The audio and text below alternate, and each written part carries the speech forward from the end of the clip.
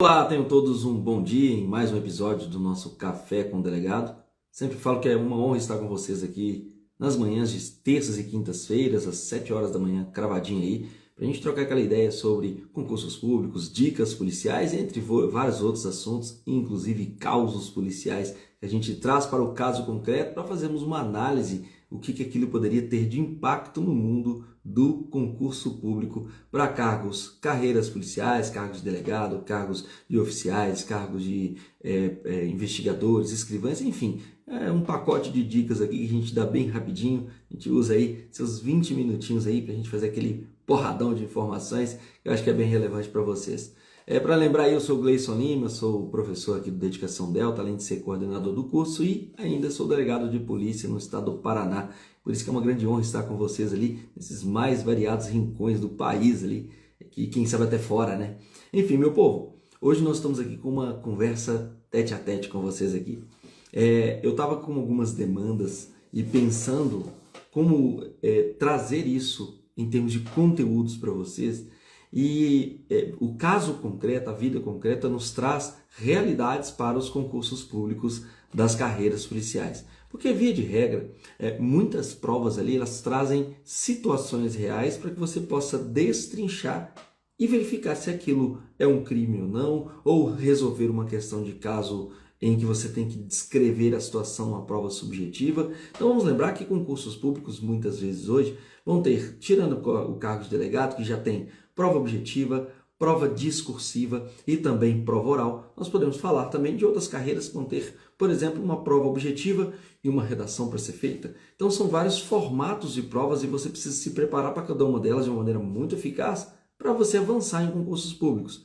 Eu jogo no tete a tete com vocês. Concursos públicos hoje, especialmente aí das carreiras policiais, eles são concursos que, primeiro, abrem com mais frequência. Então você vai ver sempre concursos das carreiras policiais com uma maior quantidade de cargos. Isso, querendo ou não, é mote de governo, é vontade de inflar ali essa questão de trazer mais pessoas para a segurança pública. Nem vou falar a palavra inflar, né? Porque realmente a segurança pública ela merece cada vez mais pessoas. E se você for olhar bem, ainda que chamem muitas pessoas, geralmente está muito abaixo daquilo que está previsto na lei. Então, vamos lá. A ideia é a gente trabalhar aqui com alguns assuntos legais. E vamos começar aí, ó, alguém perguntando, Diego, Notícias Delta Paraná, gostaria de saber um pouco mais. Mas sabemos que foram pedidas, foi pedido um novo concurso, né, para cadastro de reserva. Mas não vamos esquecer que nós temos um concurso ainda vigente. Qual que é o interessante? Que a gente acredita que isso venha a sair um pouco antes, esse concurso do Paraná, antes de expirar o prazo desse concurso que ainda está vigente, porque é para cadastro de reserva. E hoje o curso de formação ele faz parte como etapa do concurso para o estado do Paraná e na verdade deverá ser para todos os concursos do país, especialmente se for o cargo de delegado de polícia. É porque tem previsão, né, na Lei Orgânica Nacional e no caso específico do estado do Paraná tem previsão na nossa lei específica da carreira. Então, é possível que tenha um concurso? Sim. Mais rápido possível? Também. Até porque pode formar um cadastro de reserva, pode formar o pessoal na academia de polícia e somente ser nomeado quando expirar o prazo do concurso atual, que está para, salvo me engano, até junho do ano de 2026, ou iniciozinho de julho ali, né? Porque foram nomeados no dia 1º de julho, com posse no dia 27 de julho de 2022. Então é uma grande expectativa que a gente tem aí e de fato venha esse concursaço aí para vocês. Mas vamos lá, voltamos aqui. Uma questão que eu gostaria de trabalhar com vocês hoje, tanto falar de um julgado do STJ, que eu achei extremamente relevante para a vida do concurso, para a vida do concurseiro, mas queria trabalhar uma temática que é engraçado que muita gente tenha dúvidas sobre isso. E eu vejo que às vezes estudantes de direito têm dúvidas e estudantes de concurso às vezes têm dúvidas sobre a tal da ação penal. E eu vejo que tem muitas dúvidas aí, no que eu vejo muita ocorrência policial, até em flagrantes ou não, trabalhando esse tema e falo, gente, peraí, parece que o pessoal não entendeu o que é a tal da representação. Exemplo, muita gente chega na delegacia de polícia, muitos policiais, inclusive militares, às vezes civis também, para apresentar um flagrante ali naquela unidade, e muitas vezes eles falam assim, olha, a mulher, e aconteceu isso recentemente, agora comigo inclusive, não, essa senhora, ela foi agredida pelo marido, aparentemente foram vias de fato. Vamos lembrar que vias de fato é uma situação em que o sujeito não tem intenção de lesionar, mas ali você tem um contato físico, um puxão de cabelo, um tapa no rosto, que gera, por exemplo, aquela rubefação. E às vezes a pessoa coloca na ocorrência assim, ela não queria representar. Ela trouxe aqui a pessoa, mas ela quer uma medida protetiva de urgência, ela não quer representar por essa agressão que ela sofreu, vamos dizer assim, agressão / vias de fato que ela teria sofrido. E quanto à ameaça também, ela também não quer representar. Então, em tese, você ficou, de acordo com a ocorrência, teria ficado tão somente com medida protetiva de urgência. Primeira coisa que nós vamos parar é por aqui. Vamos lá. A gente precisa de representação da mulher vítima de uma violência doméstica e familiar, lá da 11.340 de 2006, que é a Lei Maria da Penha. A gente precisa de representação da mulher vítima para um caso que tem uma lesão? Não. Até porque vamos começar a pensar o seguinte, vamos desenhar esse cenário. Pessoal, crime de lesão corporal, quando ele é de natureza leve ou de natureza culposa, como regra, nós vamos precisar de representação. Quem nos diz isso é o artigo 88 da Lei 9.099 de 95. Para tudo, vamos lá. Quando a gente está dentro do Código Penal, no Código Penal, ou até em legislações especiais, mas eu quero trabalhar agora o Código Penal, a gente vai lá no artigo 129 do Código Penal e em nenhum momento ele fala de representação.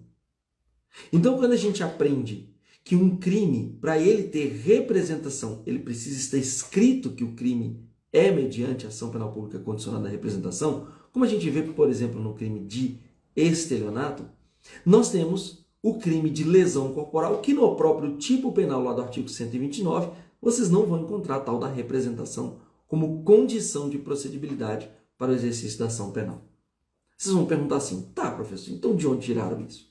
É porque eles fizeram, quando eles fizeram a Lei 9.099 de 95, que trata dos juizados especiais criminais, vamos lembrar, a partir do artigo 60 dessa Lei 9.099 de 95, ele trata dos juizados especiais criminais, que foram criados justamente para fazer frente a contravenções penais e infrações penais de menor, e crimes de menor potencial, chamados de menor potencial ofensivo, são aqueles com menos de 2 anos, penas iguais ou menores do que 2 anos.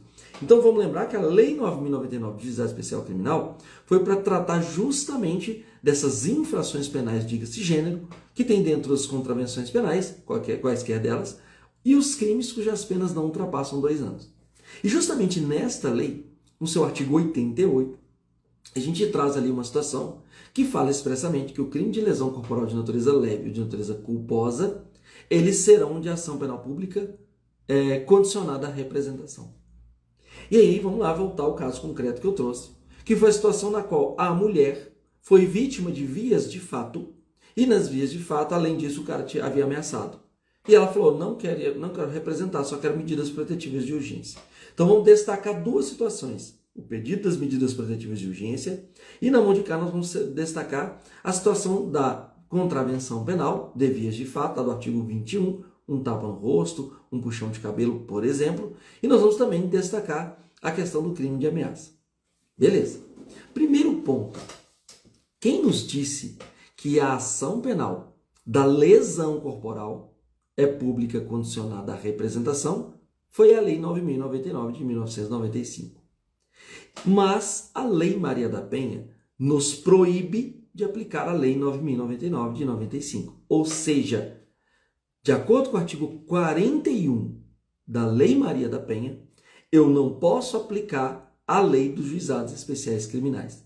E foi justamente a Lei dos Juizados Especiais Criminais que, no artigo 88, trouxe a possibilidade de representação. No caso de lesão corporal, vamos colocar aqui a natureza leve, trouxe culposa também. Vou trabalhar com a leve aqui agora. Qual a conclusão que eu chego?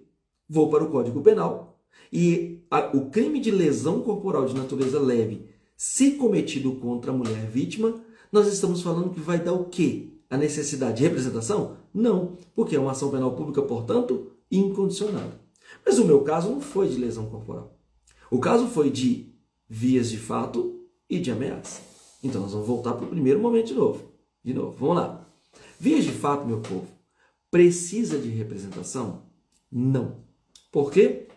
Quando a gente está dentro da lei das contravenções penais, que na verdade é o Decreto-Lei 3688 de 41, nenhuma contravenção penal é de uma ação penal diferente da pública incondicionada. Trocando as palavras, todas as ações penais, todos os crimes, todas as contravenções penais da lei de contravenções penais, que na verdade é um decreto-lei, todas são de ação penal pública incondicionada, porque quem me conta isso é a própria lei.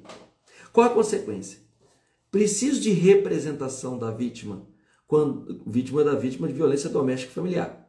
Quando ela é vítima de vias de fato, um tapa no rosto, um puxão de cabelo, não precisa de representação da vítima, porque todas as contravenções penais previstas na Lei de Contravenções Penais, que é o decreto-lei, elas são públicas incondicionadas. E se desse lesão, professor? Se desse lesão, também nós estamos falando de ação penal pública incondicionada, ainda que essa lesão tenha sido de natureza leve. Beleza? Beleza. Mas a gente já não poderia aplicar 9.099 mesmo, porque uma lesão corporal, ainda que de natureza leve, cometido contra a mulher, nessa questão de violência de gênero, nós estamos dizendo que a pena é de 2 a 5 anos. Já seria uma pena diferente, já expulsaria das próprias possibilidades ali da Lei 9.099 de 95, que são para crimes de até 2 anos, além das contravenções penais. Vamos voltar para o caso. Então a mulher foi vítima de vias de fato, vamos supor que ela tomou um puxão de cabelo, um tapa no rosto, e foi vítima de ameaça. Já sabemos que vias de fato não tem essa conversa de representação. O Estado tomou notícia do ocorrido, ele deve obrigatoriamente tomar ação para poder fazer medidas em relação àquela mulher. Que medidas? Eventualmente prender o sujeito em flagrante delito. Vamos lembrar que vias de fato, depois da recente Lei 14.994 de 2024, que alterou questões do panorama da violência de gênero, majorando algumas penas, aumentando algumas penas, transformando ali a questão do feminicídio como crime autônomo, dentre outros, ele também falou que a contravenção penal de vias de fato, quando cometido contra a mulher nessa violência de gênero, nós temos uma pena que deve ser triplicada. Uma pena que é máxima de 3 meses, ela vai para a máxima de 9 meses. Entenderam o espectro de quando a gente fala da Lei Maria da Penha? Rafael entrou aí. Grande abraço, professor Rafael, nosso grande coordenador aqui. Mas enfim, então quando você trabalha a Lei 9.099 e você começa a entender o que ela fala na base dela, você vai entender que, olha, peraí, ela fala do artigo 60 em diante de juizados especiais criminais, mas quando essa mulher é vítima de violência de gênero, violência em que pode ser, por exemplo, vias de fato, essa ação penal já naturalmente vai ser pública incondicionada. Sacaram essa pegada? Agora vamos para outra situação. Aí o policial que chegou para apresentar essa ocorrência no flagrante falou assim, olha, ela não quer representar nem pela vias de fato, que aí eu já vou explicar para ele, vias de fato não precisa de representação, é de uma ação penal pública incondicionada, o Estado tomando conhecimento deve necessariamente trazer aquilo para a realidade prática, e nós vamos para o crime de ameaça.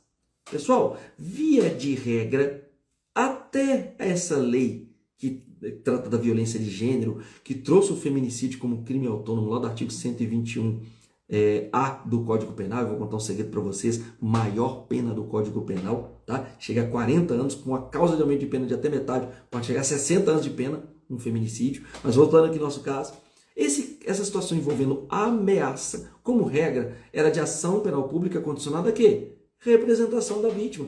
Então a vítima não bastava chegar na delegacia e fazer a ocorrência policial. O que ela precisava fazer? Representar criminalmente contra o autor daquele fato. Vamos lembrar das violências de gênero, a violência doméstica e familiar contra a mulher? Nós estamos falando de uma violência física, uma violência psicológica, uma violência patrimonial, uma violência moral, uma violência sexual. Essas violências em que a mulher pode ser vítima, nós estamos falando de violências de gênero. Esse segredinho está onde? Na Lei Maria da Penha 11.340 do ano de 2006. Fechou? Vamos voltar aqui ao nosso crime de ameaça. Então essa mulher foi vítima de ameaça. A pergunta é, precisa de representação? E o pessoal coloca isso no BO. Às vezes por desconhecimento mesmo. Ah, mas a mulher não quis representar. Olha, já matamos a situação da lesão. Primeiro, lesão não precisa de representação da mulher, ainda que seja uma lesão leve. E vias de fato, qualquer vias de fato de ação penal pública incondicionada. Agora vamos para a ameaça? E o que de ameaça a gente pode trazer, meu povo? A ameaça é o seguinte. Até então, a ameaça era realmente mediante representação. E a vítima, aí de qualquer crime que é mediante representação, tá? Tem 6 meses contados do conhecimento da autoria para ingressar, para representar contra esse indivíduo. E se não representar dentro de 6 meses? Vai dar o quê? Decadência. Mas isso funciona para ameaça contra uma mulher nessa violência de gênero? Não. Isso porque a própria lei recentíssima aí, de 2024, que é a Lei 14.994 de 2024, que tratou dessa violência de gênero, ela falou, agora, a ameaça cometida contra uma mulher numa violência de gênero, ela se tornou também ação penal pública incondicionada, e a pena aplicada é em dobro. Então, nesse caso concreto, olha que interessante onde que eu quero chegar.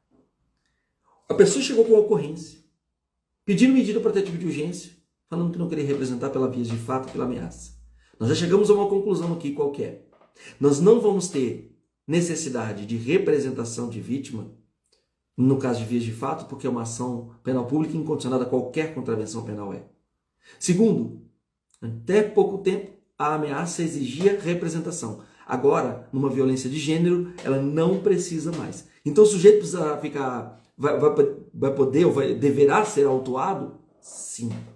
Primeira coisa que nós vamos pensar é isso. Segunda coisa, se esses crimes, vamos imaginar que eles fossem de ação penal pública condicionada à representação. Um exemplo? Stalking, que é a perseguição, lá do artigo 147-A do Código Penal. Se tivesse a necessidade de representação, a mulher pode ou não representar. Mas aí, nós vamos trazer as medidas protetivas de urgência. Já sabemos a questão dos crimes e das ações penais. Agora a pergunta é, posso ter uma medida protetiva de urgência desvinculada de uma infração penal, de um boletim de ocorrência? Posso. A lei passou a trazer o seguinte, como a violência doméstica e familiar, ela pode abranger vários aspectos e a medida protetiva de urgência tem uma característica de medida inibitória e não uma medida cautelar, é para evitar que se perpetue ou que se ocasione essa violência contra a mulher, nós vamos falar que a medida protetiva de urgência pode estar desvinculada de um boletim de ocorrência policial, de uma efetiva existência de alguma coisa que pode traduzir em crime. Olha só, porque é uma medida de natureza inibitória, tá? Vamos voltar para cá então. Então, o sujeito cometeu vias de fato e ameaça contra a mulher.